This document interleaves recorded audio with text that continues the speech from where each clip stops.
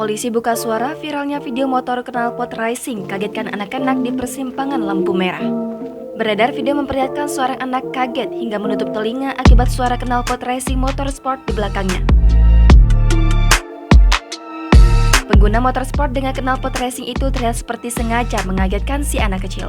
Video itu diduga terjadi di persimpangan Jalan RAA Martanegara, Pelajar Pejuang 45, Kota Bandung. Pemotor itu berhenti di belakang motor seorang ibu-ibu yang membonceng anak kecil tak menggunakan helm. Sang anak kecil dan ibunya sama-sama kaget saat suara knalpot racing itu meraung.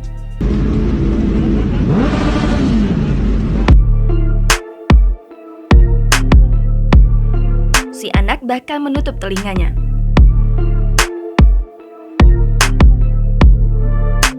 Sesaat setelah itu, pemotor sport menunjukkan gestur tubuh seakan-akan sengaja menggerungkan knalpot agar anak kecil itu kaget.